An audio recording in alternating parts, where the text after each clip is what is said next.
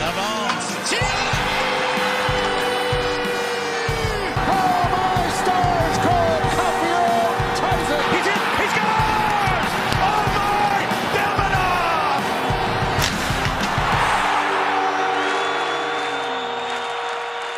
What's up, everybody, and thank you for tuning in on another episode of the Curfew Boys Podcast. Myself, Sammy, with none other than Mr. South Korea himself. Hey now, the hey stats now. man, the stats man Joe is here in the flesh finally after coming off the LTIR. Joe, how's it going, buddy? I'm good, Sam. I'm not getting paid on the LTIR. That's the problem. So I'm not getting paid at all. No, unlike you know what it is. You need to renegotiate your next CBA contract with whatever podcast league we're a part of. A la Carey Price, which was his birthday, yes, absolutely. A big thank you. Yeah, well, a big thank you to Carey Price, obviously, but a big happy birthday to. He's our GOAT. He's the goalie of our generation. I don't care if he hasn't won a Stanley Cup. He's won everything except the Stanley Cup. He's the most winning goalie in franchise history of the Montreal Canadiens. He's our GOAT, okay? I don't care. That's right. Lots of people. It's so funny because we've put out like reels and content of Carey Price, and a couple of weeks ago was the 20-year anniversary of his draft, and so we're like the 20 years ago the Canadiens drafted a GOAT. A lot of people, obviously, I'd say 95% of the people that liked that content and commented said yes, he's our GOAT, whatever. Then you'll get the haters or the trolls that are like, he's not even the GOAT. How can you call him the GOAT? It's like shut up. We don't care about your feelings, okay? He's our GOAT. You can think he's not the GOAT. That's fine. You're entitled, but he's our GOAT, and that's just the way it is. It's jealousy. Yeah, that's exactly what it. 1,000%. Sam, before we begin, I should ask you. Yeah. How are you doing? Because you asked me, right? So, how's it going with you? I'm good, Joey. I mean, look at me. Yeah, you're looking younger every day. I wouldn't know about that, but I appreciate that. I don't know if you being on the other side of the world has like the time difference. I don't know if time and gravity changed a little bit, so I don't know if you're going ahead in time and I still look younger to you. I don't know what's going on, but I appreciate the compliments. So I appreciate that. You're the only curfew boy here that said that. I'm one of a kind. You are. Oh fuck! I can confirm that you are one of a kind. Over 20 years plus of being friends with you, you are 1%. You are 1%. You are 1,000% one of a kind. You're 1,000% one of a kind. Here. This is why, Joe, I brought coffee with me just to wake me up a little bit. I had a double espresso. It's 11:15. I had a double espresso around 9:30 when I was out, just to put me in preparation to deal with you on this. So I know what you feel. It's your pregame energy drink, That's basically. Right. That's right. Awesome. Well, listen, to our audience members, thank you so much for tuning in. If you're watching us on YouTube, please click like and subscribe. Share this with your fellow Habs fans, friends around the world. It is absolutely free. If you're listening to us on podcast platforms like Apple Podcasts or Spotify, thank you so much. Please leave us an honest rating and review. It's the only way we can feel the love. This episode is sponsored by Habs Cave. And, of course, nothing but love for Sunil and the Habs Cave. It's every Habs fan's dream to having a man cave like the Habs Cave. Great content in terms of Montreal Canadiens memorabilia, like every single wall in that basement. If you haven't seen it yet, go to Habs Cave on Instagram or TikTok. He's absolutely amazing. Sunil is a great member of the Montreal Canadiens fan base community, and he's just a great guy in general. So give our boy Sunil love on Habs Cave on Instagram or TikTok. And last but not least, this episode is also sponsored by Mike's Barbecue Rub. My buddy Mike from RDP has his own company, a Canadian company, obviously, where he creates his own barbecue spice rub. Anything that goes on the grill, you want to use Mike's Barbecue Rub, whether it's vegetables, chicken, fish, meat, you name it, you got it. Mike's Barbecue Rub also uses his spices to season his own kettle chips, which are absolutely amazing. You can visit mikesbarbecuerub.com. You can also see Mike's Barbecue Rub on Instagram or TikTok as well. And last but not least, folks, don't forget to rub your meat. And Crazy. on that note, Buy crazy. Yeah. local. Well, when you say that, Joey, what do you mean exactly? Do you mean by Buy local local. Canadian or? Local Canadian. That's where Yeah. Mike Rubs is. Local. Gotta go local. Gotta rub your Yes. meat locally. Yes. Yeah, but are you locally Montreal time or South Korea time? That's what we're trying to figure out about you right When I now. come on the podcast, just picture I'm Montreal. That's where my head is at. I'm Not not physically, I'm not mentally. I'm not picturing anything about you after you use rub your meat locally, Joey. I'm just letting you know that for free. Joe, we're getting closer to September, and September means Yeah. getting closer to training camp. And you know what? Even though you haven't been on the pod in quite a bit, you're obviously following news of the Canadians, even on the other side of the planet. And you know the hype is real. The hype is real. As the days get closer, the hype keeps getting bigger. You know, there's the big hype on Ivan Demidov, Lane Hudson, obviously. You know, but those two names keep coming up in conversations, and rightfully so. These are the two guys that are probably gonna. They're obviously a big piece of the puzzle to the hopeful Stanley Cup parade in this city. So obviously there's still, how can I say this? Question There's marks. still a lot. There's still question marks, and there's still ways to go. But you know what I mean. You can't blame us fans for being this excited, man. Like we're like, just especially after that playoff run against Washington Capitals, even though they did not come out with the victory, there was some promise there. There was some promise for the first playoff experience for those young players, aside from Nick Suzuki and Cole Caulfield. But you know, when you see Slav getting that experience, Gooley, Hudson, Demidov, Jacky for that game when he was finally brought in the lineup, Jakob Dobesh on as far as the goaltenders are concerned, even Sam Otombo. It's nothing but excitement from here, man. Like it can only go up from here, hopefully.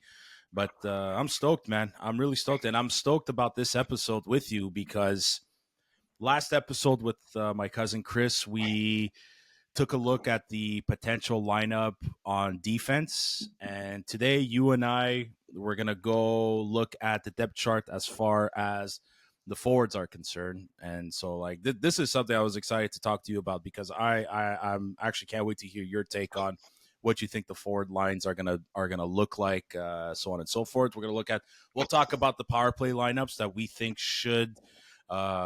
that Marty should go with, and the penalty kills. I mean, it's a little bit more obvious who might take it amongst the forwards, but nonetheless, we'll still talk about that too. What, Sam, were yours and Chris, doesn't like 30 seconds, 1 minute, what were your overall thoughts on the defense? Maybe, also if people couldn't listen last episode, and just like a summary, like small, 1 minute, 30 seconds. So I'll give you a quick summary. I think we agreed that the lineup amongst the defense is going to look the first pairing of Gooley and Dobson. Second pairing, I still think Marty is going to go with a Matheson Hudson. I also made a statement that I think Marty is going to approach Mike Matheson and try to sell him a different role now that we have two offensive defensemen in Lane Hudson and Noah Dobson. I think Marty's going to approach Matheson the same way he approached a Josh Anderson, sold him the idea of playing a different role. And and I think that's what's going to happen with Mike Matheson. I personally believe that. Maybe take on a bit more of a defensive role, but still use your skating to carry the puck out. If he's able to still be a puck moving defenseman that could carry the puck out of your zone, dump it in the offensive zone and whatnot. But like, I don't want to go too much in detail with that, but that's what I think. Third pairing, obviously Alexandre Carrier is going to be there. I think he's going to be sort of the Savard replacement in terms of that. He's a veteran. He's a young veteran, but still a veteran nonetheless. A guy on the penalty kill is going to definitely be on the first wave penalty kill. It's probably going to block shots too, after seeing the way David Savard played. And who's going to be his partner on the left? Well, I think it's going to be a toss-up between Xhekaj and Struble. Obviously, whoever's playing better is going to get the minutes and is going to get the ice time and is going to be in the lineup. So that's pretty much the summary of where I think Marty's going to go. Chris and I think many members of this fan base and our listeners truly believe that when Mike Matheson's time is up, that decision is going to come when they feel like David Reinbacher is ready. And I think a lot of us truly believe that we're going to see a Hudson and Reinbacher pairing. And I've always said that that's exactly I know people don't like to hear this, but I say core four on defense. Core four, I know people relate it to the Maple Leafs. Screw the Maple Leafs. This is our version, and it's a much better version. Nashville, because Nashville to me was one of the most impressive when they had Suter, Yossi, Ekholm, and who was the last one? Oh yeah. Well. I mean, at one point when Weber was there, but oh my God, yes. Geez, how am I forgetting his name too? He got traded to Philly, too. and he was on the LTIR ever since. It's gonna come back to me. If you're listening, put the name on, type in the name in the comments. But yes, I know exactly who you're talking about. Yes, this is what it reminds dude, me. 1,000%, and I really think that's the goal. That was the goal this entire time by going and get a Noah Dobson, because they knew they need another offensive defenseman on the right side. Maybe they believed Logan Mailloux it just wasn't, not that I wasn't cutting out for him, but I don't think management was willing to wait that long for Mailloux to come up and develop and all that. Even though Mailloux had a very, I personally believe, a good run with the Laval Rocket. Oh yeah, he did. You brought in a Noah Dobson, and obviously you knew that you couldn't have they're same profile players, just Noah Dobson a little bit older and a lot more experience. It was the right move to make to go for Zachary Budzik. So, anyways, my only take I want to say on Dobson is I just hope he learns from the team or whatever just to be a little more physical, especially for his size. It's the only thing I hope. Yeah, I don't think I hope so too. I don't think it's gonna happen.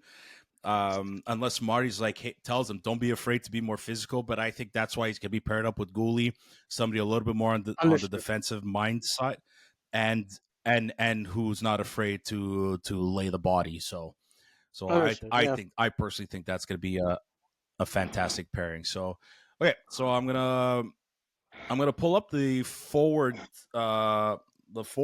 group from the very popular dailyfaceoff.com.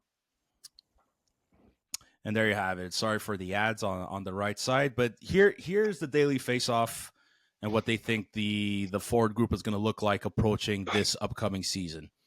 So let's go recap real quick. The first line, I think it's obvious: Nick Suzuki, Cole Caulfield, Juraj Slafkovsky.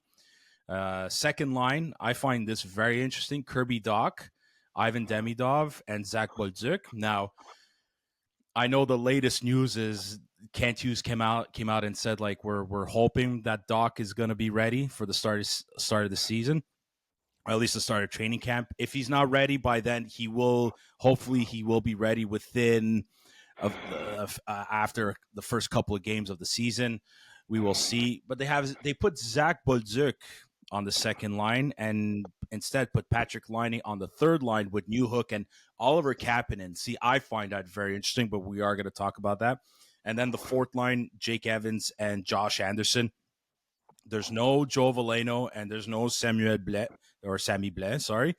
And this is an interesting take there by the dailyfaceoff.com.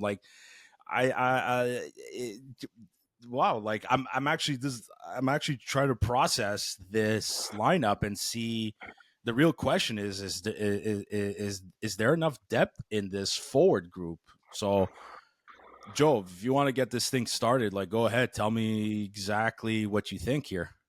Yeah, I was I mean, for the most part it seemed all right, but I am a little taken back and a little shocked about I would say Bolduc already starting on the second line, while Laine on the third. I think with Mm-hmm.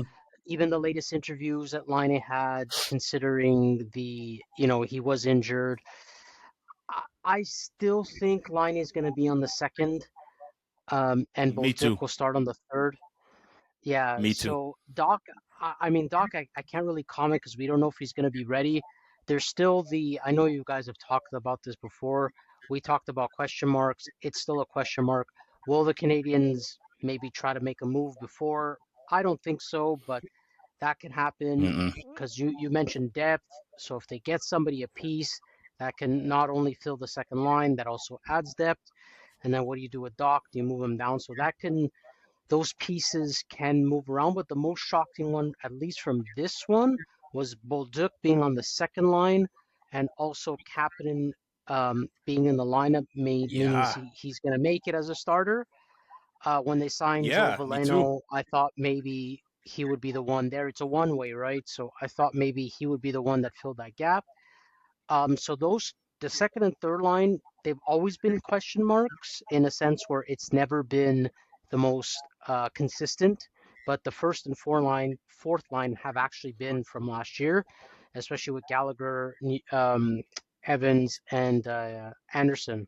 So we knew that line was going to remain. I mean, it was pretty consistent throughout, and of course the first Mm-hmm. line. So it was really second and third line that really took me a little back. So I didn't expect that lineup to be predicted. Yeah. So I'm gonna go ahead and listen. I'm gonna put aside the fact and the rumors and the news about Kirby Doc, and I'm just gonna go and speak hypothetically here and start him in the lineup because he's quote unquote. I'm gonna go with let's pretend he's healthy. Okay. Even when he does come back, let's say he doesn't start the season, but once he does come back, I actually expect the second line to be Doc, Demidov, and Patrick Laine. Okay. Now, I think there's going to be a lot of people that disagree with this because who's defensively reliable on that Demidov line? is I Sam. He's but been scouted as so being defensively responsible enough. I think so too. But I guess there's also that question: are you really going to let a skilled winger like that be the guy that has to help that line out defensively? It's a legit question. Do we want to put all that pressure on him? He already has the pressure of having to score goals and make these fantastic dekes and these crazy ass plays. Like I think there's a lot to ask for the kid to be defensively responsible on that line. Hmm. He could probably do it all and still put up the numbers. We'll see. But right now, as we're speaking in theory over here, I still personally think Demidov is the player to to bring back Kirby Doc to really help him have a bounce back year. That's my personal opinion. Okay, I truly believe Demidov could be that guy. But lately, for like the last maybe week or 2 weeks, we've been seeing nothing but Ivan Demidov and Patrick Laine practicing together. Exactly. Now, whether and they've been practicing a lot of one timers, passing, and so on. So, to me, that's that tells me that these guys are ready to play together. Are they going to play together? Is Marty going to put them together? I'm going to assume yes. At least during the preseason, we're definitely going to see Line. I'm willing to bet every single dollar I no longer have in the bank after my trip, but I really think so. And let's say Demidov and Liney don't play together. I would rather have them prepared to play together and not play together than to play together and not be prepared. They're preparing to play together. That's the feeling I Right. get, right? I know that sounded very confusing, but I truly believe that. So I'm also part of me wants to see maybe try Slavkovsky with Doc, but I don't like the idea either of splitting up that first line. And I don't think a lot of No, no, people no. want to see that first line being split up. I I I really like I don't think or maybe people do realize how much room Slavkovsky gives Caulfield and Suzuki. Like he A wins ton. those. He's winning those puck battles as he's getting older and a lot more physically mature. He wins those puck battles, and when he plants himself in front of the net, if you look at a lot of the Montreal Canadiens goals from last season, whether it's on the power or even five, a lot of those goals, he's planting his ass right in front of that goalie, and a lot of his goals too came from that spot where he's deflecting shots. Or Lane Hudson, a couple of goals that he scored is because Slav was right there. So I personally don't want to see that first line getting split up. However, we put out a tweet. The Curfew Boys put out a tweet of I'm trying to remember what it was, and one of our followers mentioned these two lines. He's like, I wouldn't mind seeing this line. So he goes, the first line of Suzuki, Laine, and Demidov, and then a second line of Doc, Slavkovsky, and Caulfield. And you know what? It to me personally, to my ears and to my eyes, it probably doesn't look too bad. So I'll repeat: Suzuki, Really? Demidov, Laine. Yeah, Suzuki, Demidov, Laine, the first line. And this is all theory, right? This is just an opinion of somebody. Doc, Slavkovsky, and Caulfield. Who's the defensive responsible one on that second line? That's a good question, and I know that's something Doc knows Sammy, himself that he's going to have to work on that. But yeah, that's a good question. if you cannot answer that right away and you have to think, that's where I fail to understand how it's 1,000%. going to work. Because Oh, if dude, Doc, you- if Laine, Demidov, and Doc are aligned, and you're saying it's Doc, well then he should be the responsible one between them two, and then you do not touch the first line that's actually worked. So yeah, that's how I think of it. So I don't think it won't be split up. It's nice to talk about, but I cannot see that happening. Mhm. No, I totally agree with you. But part of me thinks Slav can be slowly. I think he's done a few. Yeah, of course. I think he's caused quite a few. He has caused quite a few turnovers. Well, he hasn't created a turnover, but like he caused turnovers for the opponents at the blue line quite a few times. That's led to Of either course. goals or great scoring chances too. Caulfield, him too. He's not bad, but I totally see what you're saying, and you're totally right. When like if you have to really think about it, then it probably shouldn't be done. Totally agree with you. It's But not that it can't I work, but it's like you don't fix what's not broken, and that's the first line. You can't do that. you could Not to start the you season, could anyways. you couldn't have said it any better. If it ain't if it ain't broke, don't fix it. The first line, we're gonna move on from that one. But I don't see Zach Bolduc starting the second line just like you. I see him Yeah, on the third line for now. And if there's definitely injuries to a winger within the top two lines, he's definitely the first one going. that's right. 1,000%. Okay. I personally think a third. I don't know how they put Oliver Kapanen on the third line. The big question mark is whether he's going to make the team out of training camp. Maybe he will. Maybe he will. Maybe he won't.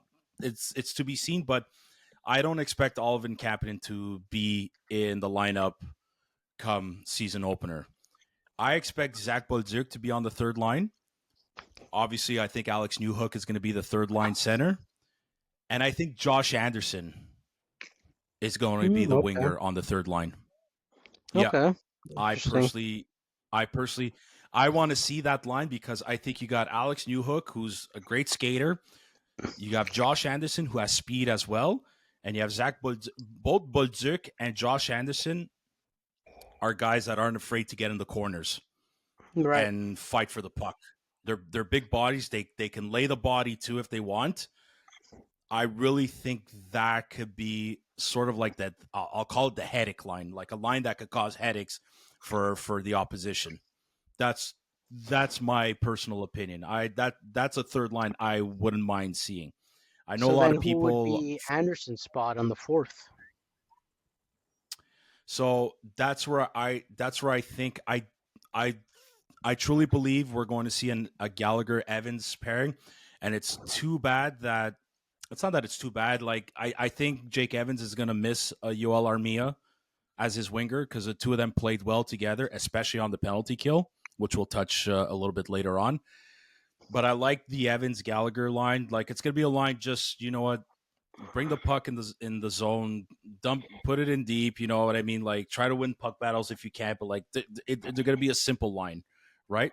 So I'm curious to see if Joe Veleno and Jake Evans are going to split face-off duties, especially in the defensive zone. That's where a team is going to miss a Christian Dvorak, even though the only Good thing riddance. for the most part he brought was with.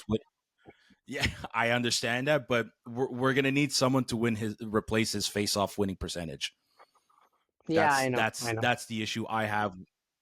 That's the issue I have. Like say what you want about Dvorak, but he was able to win key face-offs, and I don't know. Like Jake Evans, yeah, Nick Suzuki, yeah, but if you look at the depth chart amongst the centermen, the only one we have that's a left-handed is Alex Newhook, and he doesn't really have the greatest winning percentage on face-offs. So no, that's where Montreal always I'd have to double struggles, check. with face-offs. Yeah, I'd have to check Joe Veleno's face-off percentage, but I think we could see a fourth line of Jake Evans, Veleno, and Brendan Gallagher. What about Joshua Roy, that Sam? 13. Okay, I think bringing in Zach Bolduc just diminished Joshua Roy's chances. I figured, but And I might as well have asked. And I understand they're two different players, but I always envisioned Joshua Roy being a third liner, and then again, if an injury happens, maybe he could go to the second line. And he showed signs of that. He showed signs that he could be defensively responsible, but yet the one thing about Joshua Roy is he always had the hockey smarts, and he definitely showed that when he won both gold World Junior medals, especially the second time around. He assisted the golden goal, basically, was paired up with Connor Bedard. But for some reason, he's not consistent. There's no consistent drive in his game. It's weird though. And you know what? Joshua Roy could be one of those players that like he could score 20, 25 goals in Laval, but for some reason just can't crack the NHL lineup consistently. He might be one of those who players. That reminds me of? And he was Quebecois too. I'm going to guess either Alex Belzile or no. You're going with Hudon. Hudon, exactly. Yeah, Charles Hudon. Yeah, 1,000%. The work do well in the minors. A bit of questionable work ethics, but has the ability and just never pans out in the NHL. Yep. I mean, and listen, the hope is that Joshua Roy does find his way to the NHL, because if he does, then we have a very good problem on our hands. But I just think bringing in Zach Bolduc is kind of slowly pushing Joshua Roy out the door. And Roy has 1 year left on his contract, and he knows it too. Like he knows he needs to be better. He knows this is probably his last chance. He knows it, absolutely. But it's kind of the way I see it. It's kind of like when Noah Dobson came, Logan Mailloux was on the way out, and they pulled the trigger right away on a trade. It's not happening yet. I still think Joshua Roy definitely has a valuable spot within the Laval Rocket lineup right now, and he's definitely going to get those top 6 minutes and opportunities, 1,000%. But I still think Zach Bolduc really, I wouldn't say hurt his chance, but it's like there's the obvious message. It's like, of course, you need to wake up. You need to wake up, buddy. This is your last shot. So to me, the 13th forward is going to be a battle between, I think, Oliver Kapanen and Sammy Blais, my personal opinion. I think Owen Beck needs a bit more time in Laval and let him One more play. If year he's at not going to least. be the first line centerman, let him be a 1,000%, 1,000%. But all the pieces are putting in place. You have Kirby Doc that's got 1 year left, and him too. He needs to prove, and I think management is going to, depends how the year ends, and I'm going way ahead in time here. Depends how the season ends for Kirby Doc, and management's going to make a decision, and then the next pieces are going to follow. I agree. Sam, I just But want to ask, do you yeah, think Sammy Blais is going to make the lineup because of his name? Sammy? Are you giving him?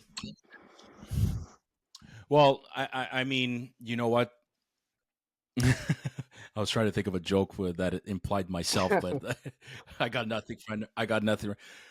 I think I do see Sammy Blais being that third forward, that 13th forward, because I want to believe that he's going to really show that he wants to stay in the NHL after being sent out. Mind you, they did win the Calder Cup. He did win the Calder Cup last year, which is great. And I think we're going to need a big body like him. I just hope he plays simple enough to stay, not just stay in at least make the roster, opening night roster. I think he could. I think he could. I think he has that upper hand on Oliver Kapanen, but Oliver Kapanen's young and he's going to be hungry too. So there's going to be an interesting competition there for that 13 forward spot. And I could kind of see it a bit as a competition, like kind of like Jacka and Struble on defense. I think it's going to be somewhat similar. There's definitely internal competition for sure though on the team, which is also a good thing. It's a good Yeah, problem I to have, agree. in my opinion. We haven't had that as Okay. much in the past. So competition is really good for players to make sure they play consistently well. 1,000%. So I'm gonna bring up the power play units now. This is an interesting topic, and like Chris and I, we kind of went into it a little bit, but I actually want to hear your. Obviously, I want to know your take on this too. So we're gonna go back again to the daily faceoff, and this looks a little bit more like it in my opinion. Okay, so we'll go on the first power play. Yeah, Slav, Suzuki, Demidov are your forwards. Cole Caulfield is your fourth forward, and Lane Hudson quarterbacking that first unit. And then on the second power play, Kirby Doc, Alex Newhook, Zach Bolduc, Patrick Laine are your forwards, and Noah Dobson is quarterbacking that second power play unit. As far as Lane Hudson and Noah Dobson is concerned, this is exactly who and what I think needs to quarterback these power play units. Lane Hudson on the first, Noah Dobson Agreed. on the second. Don't give Mike. This is not a shot on Mike Matheson, but don't give him power play minutes. Give it And to the Chris is two going to be most happy. offensive defensemen. That goes. He's not going to be the only one, but it's not a shot against Mike. Not for me personally. Like I'm not going to be that fan, but give it to the two guys that are most offensively gifted on defense for this team, Lane Hudson and Noah Dobson. I don't think there's any debate there. To me, the biggest debate is, do you keep Cole Caulfield and Patrick Laine on the same power play unit? Here, they have them separated. I'm going to go on a limb here and say I don't mind seeing those two together. I don't mind seeing. I know everybody's like, well, Cole made a lot of those goals on the left side. I get it. But when you have a shot like Patrick Laine's shot, who basically all of his goals came from the power play practically last year, I don't see how you could take him out of that first power play unit, especially if Ivan Demidov is there and they've been practicing together. That's my personal opinion. I don't mind seeing Cole on the bumper spot because it'll give guys like Suzuki and Demidov and even Lane Hudson two different options. And it's going, and I personally think it could confuse the penalty killers on the opposition. This is one thing, Joy. I really want your opinion on, because I truly think you could keep Patrick Laine and Cole Caulfield on the same unit. I really do. I wish, Sam, I love to argue with you and debate with you, but one thing that was successful last year was our power play, especially when Line came back and he played that spot. I still think Caulfield played well, even when they took him out of that spot. Now the question is when you put Line there, are you missing that big body present in front of the net as Slavkovsky, if that's the one you're taking off that line? Or Yeah. if they want to slowly ease in Demidov a little more, put him on the second to have a creative force. The only thing I would say is I think Line A, I mean, not the only thing, but Line A's specialty and Line A's biggest strength is power play. Why would you have him play with Mhm. guys like Newhook, Bodzuk, even Dobson, because we don't know how he's going to perform on that power play, which he should do, but you're reducing, you're basically taking away his biggest strength by not having him play with Hudson, Suzuki, probably Caulfield. And that's the place he performed the best, even when he wasn't at his best. So we know he had injury problems and he was just coming back and he's going to be fully healthy. So yeah, he could be better, but why would you take away his greatest asset? That to me is the only reason I would keep Line on the power play. And he did well. It's not like he was good and then with us he did bad. He did extremely well. Besides Suzuki, Sam, to me was the second best performer with Hudson. Like I said overall, because Hudson didn't play it at first and all that. But I mean, when you look at that power play, you can't help but to think, oh, look how many goals Line scored. I can't see him being off that first wave. I don't think you could have explained it any better. I mean, But let's who do look you at take off? Liney That's the problem. had 20. Liney had 20 goals on the season. 15 of those goals came on the power play. But one great point you bring up is that net front presence of Slavkovsky.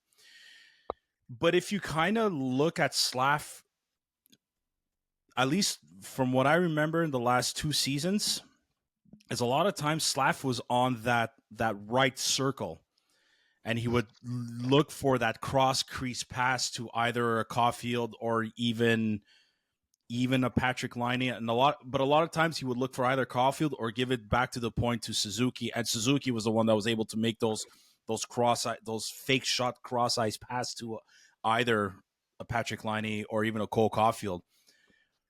But I think I'm going to say this: the reason why I'm good with Slav going on the second power play unit is because him being that net front presence can create, I guess, can create problems because you'll have, I think you could have Kirby Dach who can still make plays, who's a good passer.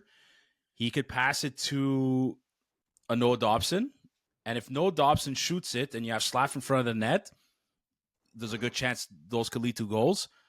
But if you look at Zach Bodzuk, the second half of the season, a lot of his goals came on the power play at the bumper spot as well. That's Sort a of good on the point. bumper spot.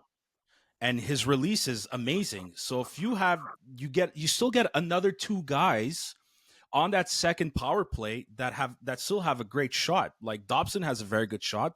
Zach Bodzuk has a good shot.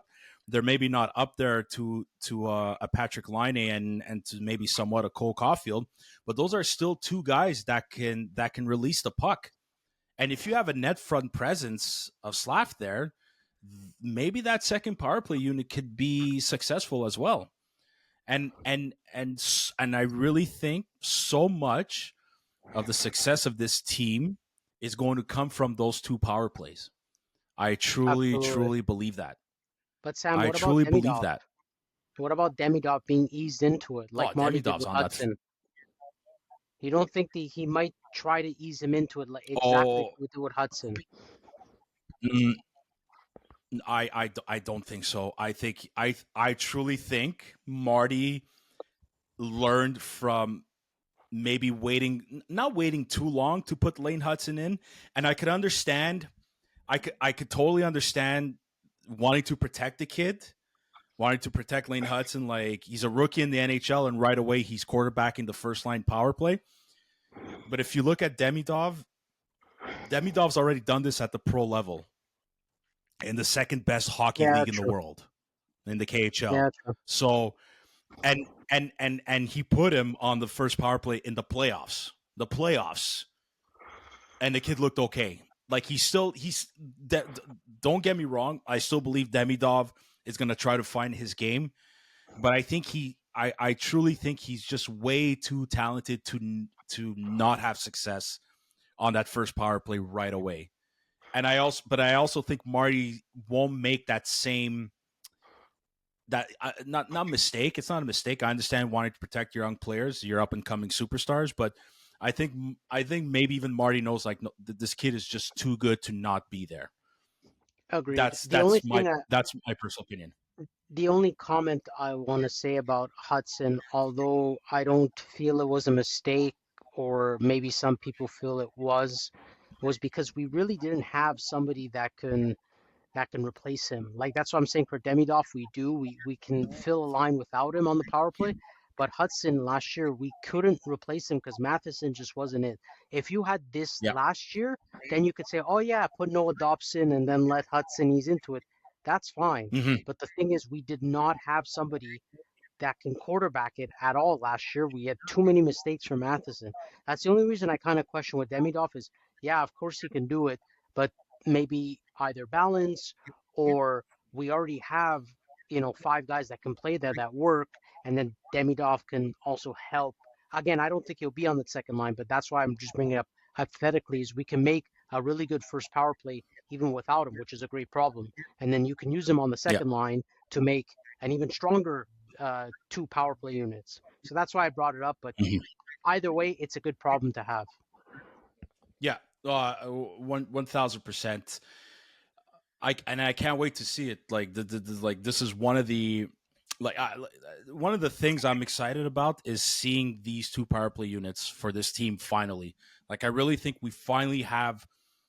I don't think we're 100% established on the special teams, especially the power play, but I think we're very, very close. I think we're more than 75, maybe even more than 80% established on the power play. I think the second power play unit is just trying to. It's just figuring out like is it going to be Newhook there? I mean, you got to put Doc there. Are you putting Brendan Gallagher in there too as well, just to be in front of the net? To me, I think Slavkovsky takes that role. Like just park your ass there, screen the goalie, use your big body. So this to me excites me probably the most out of anything once the season starts. It's just seeing those 2 power play units get to work. So me, it's just we'll move on to the penalty kill. I just want to see him. I thought but like he's kind of like the top reason. I mean, I want to see him, Laine. I want to see Dobson, Lane Hudson. Obviously, there's just so many guys. Like I'm just excited to see, hopefully perform and put up those points on the power play. The penalty kill, I mean, it's pretty straightforward. I mean, you're obviously going to get Jake Evans and Nick Suzuki as your centermen, your face-off guys. I think Josh Anderson's role on the penalty kill last year was amazing, and I think he's going to continue that role. To me, it's like, well, who do you replace Yoel Armia now? The daily face-off, they have Alex Newhook there, maybe with Suzuki. I don't know if Newhook. I mean, I don't dislike Newhook there. Maybe it could work. Maybe face-off purposes too. Maybe because, like I said, your 2 top centermen on the face-off is Jake Evans and Nick Suzuki, and they're both right-handed shooters. Like, is Alex Newhook going to be there just simply to be the left-handed face-off guy? Probably. Joe Veleno, I'm thinking too. That's the only thing. I don't know who Gallagher's done. I was thinking Gallagher. Maybe. Guy's not afraid to block shots. He's not afraid to sacrifice his body. Heck, he's made a career out of it. I don't know. That's a good question. Like I said, out of everybody there, I think it's going to come down to maybe a Gallagher, maybe an Alex Newhook as that 4th forward. If Oliver Kapanen makes a team, maybe him. For some reason, I have Joe Veleno there too as that 4th forward. Who he's going to be paired with, I'm not 100% certain. Maybe he's paired with Nick Suzuki, and you have a Jake Evans, Josh Anderson, or maybe you have a Nick Suzuki, Josh Anderson. But that's going to be one it's not a problem, but I think Marty just has to figure out who that fourth forward is going to be. That's all. And it all depends. And he's going to test that out at training camp and during the preseason games. You know what, Sam? Actually, out of all situations, power play, regular lines, penalty kill, I actually think the hardest to replace, and that hasn't been replaced, is probably Armia on the penalty kill. Yep, 1,000%. 1,000%. And this is where I think, and I'm gonna go on a limb here. This is where I think maybe Oliver Kapanen or Sammy Blais can try to win their spot if they're given penalty kill opportunities during preseason games. This is where they have to. And I'm gonna even go and say Joe Veleno too, if he's used in those situations. I really think those situations is where they have to sell themselves, or at least sell themselves to the coaching staff. If they can demonstrate great, or at least not great, but like excellent defensive skills on the penalty kill, I hope it ups their chances of making the lineup. Agreed. Definitely agree. Awesome, Joey. Who are the goaltenders? Jacob Fowler. Oh yes, one day for Laval at least. No, he's gonna be the starter of Laval. And Dobish. Do you think Dobish maybe fights for a starting spot ever? For a starting spot, I don't know, but I think Kakkonen is gonna try to take Dobish's spot, and that's gonna be interesting to see. But I mean, I'm not saying he's going to succeed. I don't think Kakkonen's gonna make the Montreal Canadiens. I think he could be an excellent mentor for Jacob Fowler in the minors, especially after Kakkonen beat the Laval Rockets during the playoffs last season. But yeah, I think I'll be shocked if it's not Sam Montembeault and Jacob Dobich that get the goaltender positions. And Dobich fight Montembeault for starting spot?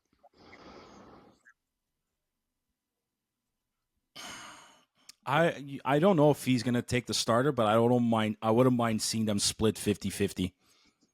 Okay. That's my personal opinion. I don't mind. Give them not equal amount of games. It's impossible to calculate those, especially if you have one goaltender playing better or was having a bit of a hot streak. But yeah, I wouldn't mind. Sam, I wouldn't mind seeing a 60-40 split again. After experience that, I'll call it the 3 goalie problem. If everyone watched the show, the 3 body problem, I called it the 3 goalie problem. I just never, ever, ever want to see that again. Ever. That was the worst thing I've seen in modern NHL history. 1,000%. And I think both Kent Hughes and Jeff Gordon know that, and they'll never repeat that ever again, hopefully. And if anything, that's since they both were the head of management for this team, I think that was their worst decision that they made. And I understand the reasons why they went that direction, but I think in terms of managing this team, that was probably it's when I say the worst thing, or the least favorable decisions they've ever made as management of this team. And even at that, it only lasted that one season up until trade deadline, or just a bit before when they traded Jake Allen. And you knew they were going to fix it, but just the way that season unfolded for those 3 goaltenders, yeah, that was the least favorable one. It was as bad as when Anthony said that Primo should be a starter and should stay on the Habs and not be traded, and when he put Pearson on the first line. It's like literally as bad. But Anthony knew what to say just to get you started. Or do you think he truly meant that? I think it's both, but that's what's sad. I mean, when you say Pearson on the first line, and you can clearly see Primo is not NHL like ready or for us and sell high, and you want to start him, it's like, fuck, I want to pull my hair. It's like I'm going to become like Hughes if I keep hearing that with no hair, literally. You're going to become a bald genius? Maybe. I mean, I look like a genius you, when I hear takes like that. Joe, just to end off this episode, please send Anthony that message. But within the Curfew Boys group chat that we got going, just make sure you tag and be like, Ant, I can't believe you thought Primo was going to be the next starting goaltender and Tanner Pearson was a first line player. Just say that. Just say that. Just mention No that. Just problem. start off his Sunday that way. And that's how I end my Sunday. Awesome, I'll Joey. We're message gonna wrap him. this up, man. I'm gonna message him, smile, and then go to bed. Amazing. Don't even wait for a reaction. Let that be No. the first thing you see when you wake up. Because don't forget, you're ahead of us. You're In the you can look future. into the future in a bit. Yeah. Awesome. All right, Joe, I really appreciate your time, especially from halfway across the world. And we thank you to our audience members once again. If you tuned in to this new episode on YouTube, please click like and subscribe. It's absolutely free. But most importantly, tell your friends about us. Share this with your fellow Habs friends around the world.